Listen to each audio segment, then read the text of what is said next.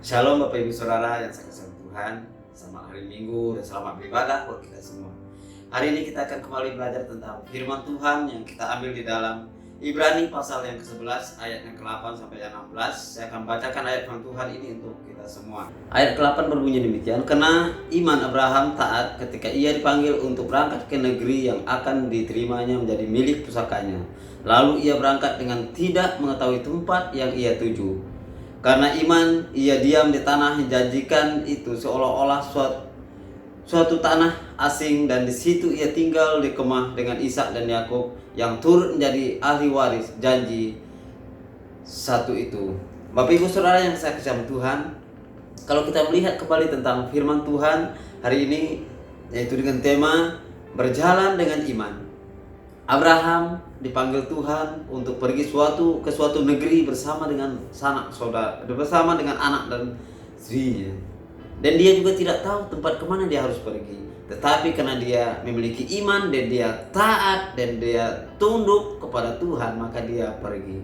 Kalau kita melihat firman Tuhan di sini mengingatkan kita kembali bahwa iman itu menunjukkan sesuatu yang tidak kita lihat, tetapi kita mengharapkannya dan kita yakin bahwa itu akan terjadi.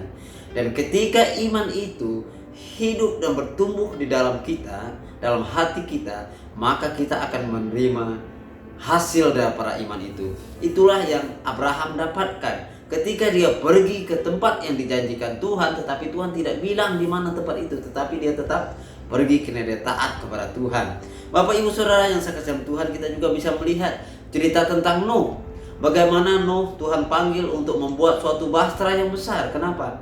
Karena Tuhan akan menghancurkan bumi, bahkan dunia pada saat itu. Dan ketika Nuh berjalan dengan iman, dia tidak melalui jalan yang mulus, tidak mudah untuk dia melakukan itu.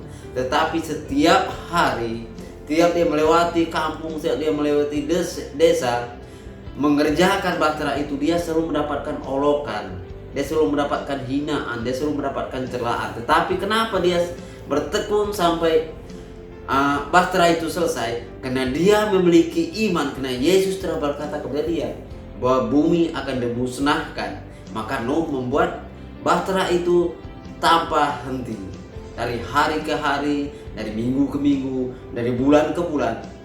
Nuh tetap mengerjakan pekerjaan itu dengan taat dan setia kepada Tuhan. Dan ketika sudah sampai akhirnya bahtera itu selesai, Tuhan bilang, masuklah Nuh bersama dengan anak istrinya dan semua binatang. Dan ketika semuanya sudah masuk di dalam, turunlah hujan. Bapak Ibu Saudara yang saya kasihi Tuhan, itulah salah satu bukti iman yang harus kita ikuti, yang harus kita tunjukkan. Ketika Yesus bilang kepada kita bahwa ada masa depan yang penuh pengharapan, itu bukan sekarang, tetapi masa depan itu di depan kita, tetapi kita menjalaninya sekarang dengan iman.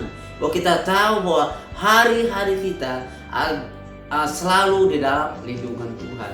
Hari-hari kita selalu dalam penyertaan Tuhan. Makanya Tuhan, hari depanmu penuh pengharapan, karena kita nggak tahu apa yang akan terjadi besok. Tetapi Yesus sudah tahu apa yang akan terjadi besok dalam hidup saya dan saudara. Oleh karena itu, setiap saat kita harus memiliki iman kepada Yesus. Setiap saat kita harus memiliki pengharapan kepada Yesus.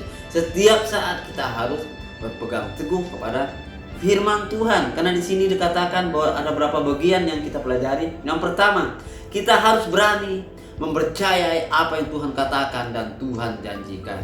Kenapa? Karena yang Tuhan katakan dan janjikan itu adalah iya dan amin bagi saya dan saudara.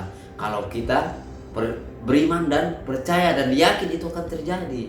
Karena hanya Yesus yang bisa melakukan yang tidak mungkin menjadi mungkin dalam hidup kita.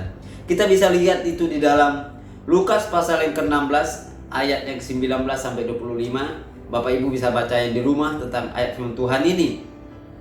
Dan yang kedua juga yang Tuhan ingin kita lakukan adalah jangan takut, harus memikul salib setiap hari. Artinya kita harus menanggung cercaan orang kalau kita harus mengalami itu. Tetapi Tuhan bilang tanggunglah salib. Kenapa? Karena Yesus telah menunjukkannya kepada kita.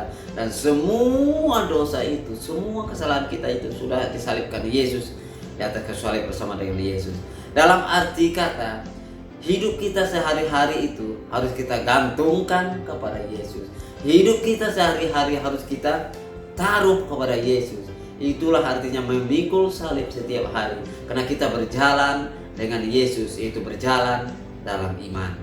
Ketika kita berjalan dalam iman, jangan kita berpikir bahwa apa yang kita lalui itu semuanya aman, semuanya mulus, semuanya seperti apa yang kita harapkan. Tidak, akan banyak tantangan demi tantangan kita hadapi.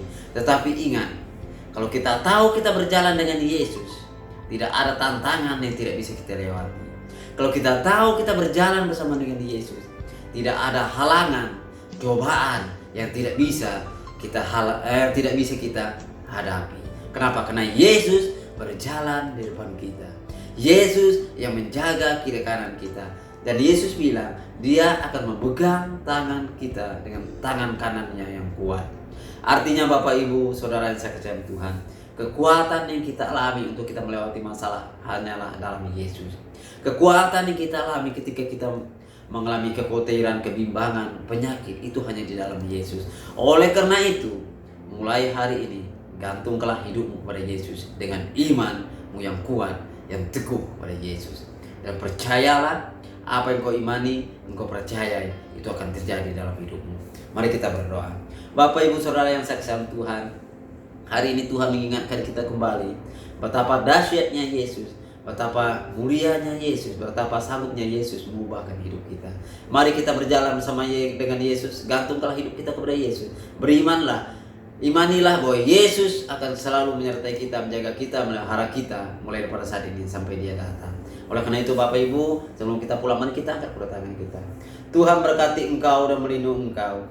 Biarlah berkat Abraham, Ishak dan Yakub yang akan selalu mengikuti kita mulai daripada saat ini sampai Yesus datang yang kedua kali. Tuhan Yesus memberkati. Amin. Amin.